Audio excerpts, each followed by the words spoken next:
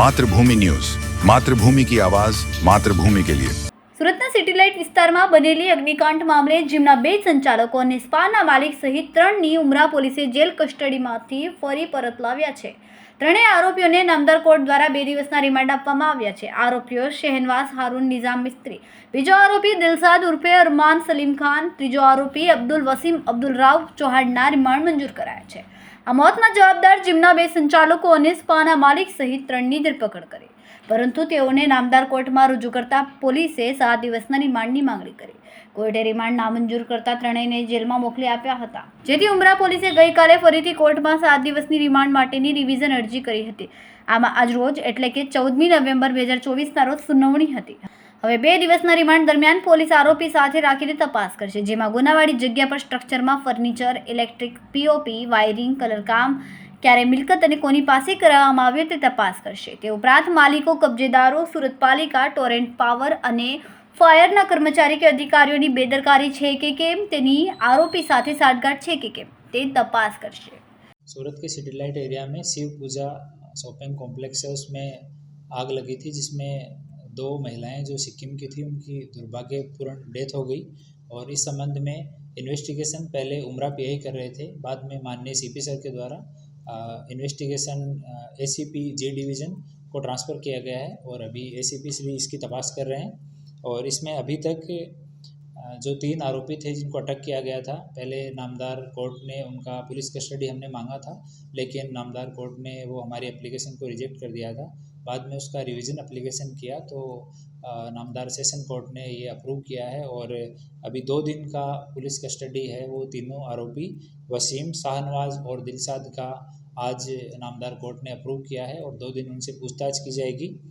अभी तक हम लोग जिम के जितने भी बैंक खाते हैं उनकी हम लोग तपास कर रहे हैं। उस संबंध में बैंकों को रिपोर्ट दिया गया है, उनकी रिपोर्ट आना भी बाकी है। सूरत महानगर पालिका को रिपोर्ट के लिए बोला गया है कि उसका डिटेल्ड रिपोर्ट तैयार करके वो दें, तो ये रिपोर्ट आना भी बाकी है, वो 1 या 2 दिन में प्रोबेबली आ जाएगा।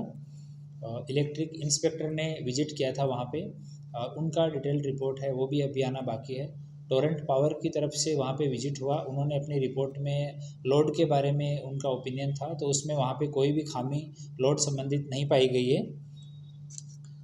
इस्पा और जिम के जितने भी कागजात हैं वो लोग हम लोग वेरीफाई कर रहे हैं। और जिम की जो प्रॉपर्टी है उसके पुराने ओनर भूपेंद्र भाई पटेल है, उसका स्टेटमेंट लिया गया है।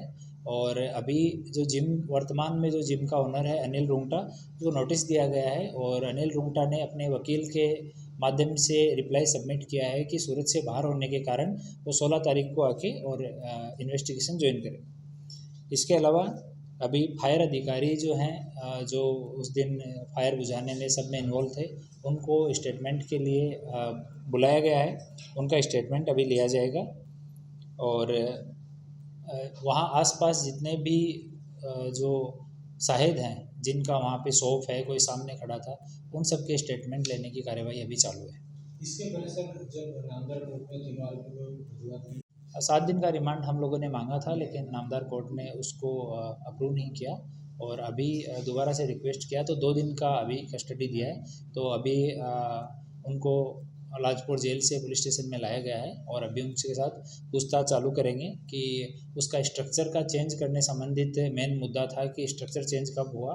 उस समय उन्होंने जो इनिशियल स्टेटमेंट था उसमें बताया कि जब 2019 में इन लोगों ने भूपेंद्र भाई पोपट से ये लिया था किराए पे, तो उस टाइम पे स्ट्रक्चर एज इट इज़ बना हुआ ही था। तो उससे पहले किसने बनाया, उस टाइम पे इन्होंने बताया कि ये जिम भी उन्होंने टेक ओवर किया था, तो पुराना जो जिम का ओनर था जिसकी भी डेथ हो गई, घनश्याम करके नाम था, इससे लिया था। तो उस संबंध में डिटेल पूछताछ की जाएगी और ज़रूरत पड़ेगी तो उनके घनश्याम की डेथ हो गई है, लेकिन उनके कोई परिवारजन या प्रतिनिधि जो भी उनके बिहाफ पे अभी प्रॉपर्टी को देखते हैं या घर पे हैं, उनको बुला के पूछताछ की जाएगी। सर फायर जो हुआ था वो कहाँ पे हुआ था और फायर इस पूरे मामले को लेकर जो है सूरत महानगर का मिल चुके हैं? एक्चुअली इसका रिपोर्ट उनको डिटेल्ड रिपोर्ट देना होता है, जो कि ना केवल इन्वेस्टिगेशन के काम के लिए बल्कि पूरा केस का जब तक कि लास्ट तक जजमेंट तक जब केस चलेगा तब तक के लिए महानगर पालिका की रिपोर्ट है, वो एक्सपर्ट रिपोर्ट है, तो पूरी तरीके से उसको तैयार करके दे रहे हैं। तो उन्होंने 1 या 2 दिन के अंदर वो लोग सबमिट कर दें।